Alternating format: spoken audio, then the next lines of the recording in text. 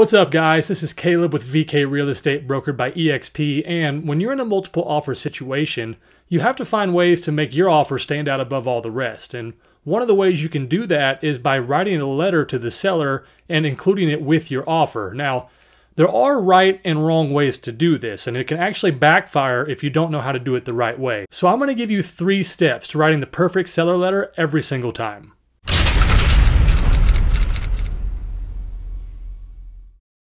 Real quick, let me give you a little context. So we know from psychology that people make decisions based off emotions and then they justify those decisions with logic. So really the purpose of this letter is to connect with the seller on an emotional level. All else being equal, this is one of the best ways to separate yourself from all the people you're competing against. Now, it can backfire if you say something that creates a negative emotion for the seller, and it's a good way to get your offer immediately declined. But the good news is, as long as you follow these 3 steps I'm about to lay out for you, you'll have a framework to write a powerful letter to the seller that could just give you the little edge that you needed. The first step is research. Now, some of this your agent's going to have to handle for you, but most of it you can do yourself. So your agent needs to be speaking with the listing agent on the other side of the property that you're considering, and just ask them some questions, like say, hey, tell me the story. What's the story on this home? You know, why are they moving? Sometimes the listing agent won't tell you because maybe their seller doesn't want them to disclose any information, which is fine. You know, it's not the end of the world, but every little piece of information helps whenever you're about to craft a letter and doing some research. The next thing you want to do is figure out who the owners are. You can do this by looking at the county assessor site or the tax website and then just find ownership information. It's all public records. After you find their names, look them up on Google. See what their social media looks like. You're trying to figure out what they're about. This is only creepy if you make it creepy, okay?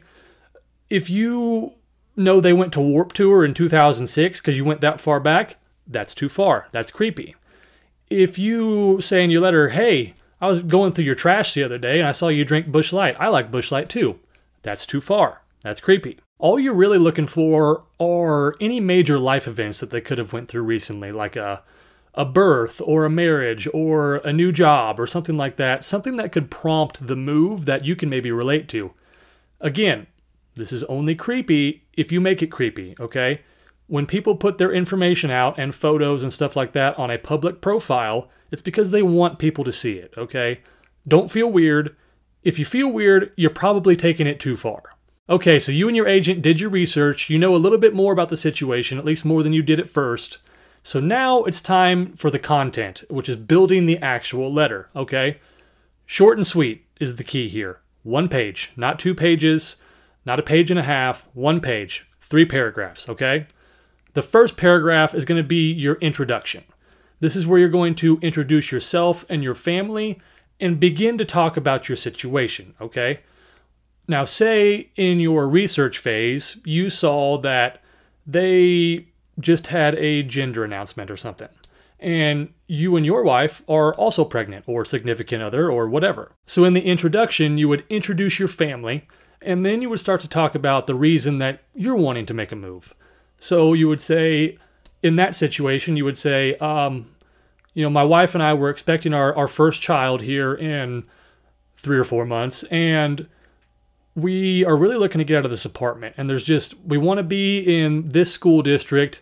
There's no homes available right now, and it's so competitive. We're just really trying to find our own space or whatever. Again, what you're really looking for is relatability. So if you know that they just recently changed careers or got relocated and you're also switched careers or relocating, then you can put that in your introduction. Like, hey, we're moving because I recently got a job offer here and we really want to be close to work, but there's just not a lot available. And we've been struggling to find something that's going to work for us. Now, if you don't end up finding anything or you can't find anything that's relatable, it's not the end of the world. Still just introduce yourselves, tell the basic premise of your story about why you want to move and why you want to be in this area. And then you're going to move on to paragraph number 2. In paragraph number 2, you're going to tell them about your favorite feature of their home and why it is that you love it so much. So say that your favorite feature is the kitchen. And the reason you like the kitchen so much is because you love to cook and you like to have the family over once a month for, you know, big potluck dinners and stuff like that. So you'd start paragraph 2 off with something like, you know, we just love the features of your home, but probably our favorite feature is the kitchen. We like to have family dinners every Sunday, and everyone comes over and cooks, and the way the kitchen's laid out is just perfect for what we always do. If you want bonus points here, you can talk about something that you can see from the photos or from what your agent found out for you, something that they recently remodeled. So say if they put $50,000 to update the kitchen, and that is your favorite feature, that's even better because they're obviously very proud of that. Now, don't lie, okay? If you hate the kitchen, don't say you love the kitchen. Talk about something that you actually do like, and if you don't like anything, you wouldn't be writing an offer on that house anyway, I wouldn't think. Now, make sure you don't talk about anything that you want to change, because you don't know what those features of that home actually mean to those people.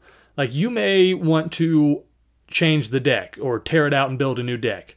And maybe their grandpa helped them build that deck. So if you include in your letter like, hey, we can't wait to update the deck, this is what we're going to do to the home once we own it, change all these things, but all those things are actually sentimental to those people, that's a good way to get your offer completely thrown out. So like, no, anyone that wants to change grandpa's deck or mom's cabinets in the kitchen or anything like that, like, we're done. We're not taking that offer. Now in paragraph 3, you're going to bring it all back together. You're going to paraphrase what you said in the first 2 paragraphs, and then you're just simply going to ask for their consideration, okay?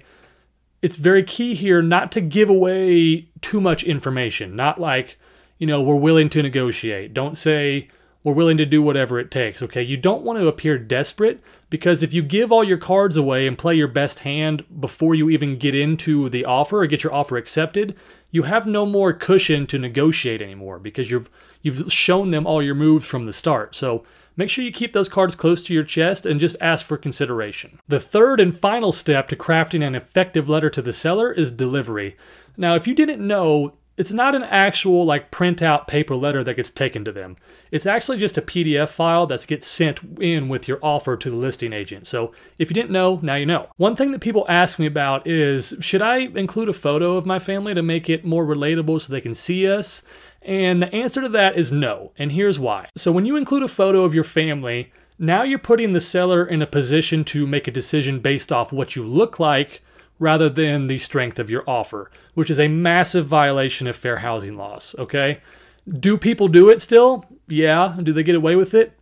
Usually, but it's not worth being involved in a federal investigation. You don't want that, and neither does your agent. So no photos. The final part of step 3 is to have your agent contact the listing agent and see if they can find out, you know, what you're competing against. See if they can find out the price and the terms of the other offers, and just see where they think you rank in terms of strength of your offer. At the end of the day, money still talks. So if you're $10,000 to $15,000 below the other offers, then it doesn't matter how good your letter is, you're probably not going to win that one. But if you're all close, you know, within 5 and 10 grand, that letter could be the secret sauce that sets you over the top and puts you in a position to win that dream home. But anyway, I hope this helped. Let me know down in the comments which of these 3 steps you feel is going to make the biggest difference for you. As always, if you got value out of this, please share it with someone who you feel like it might help, and be sure to like and subscribe. Thanks for watching.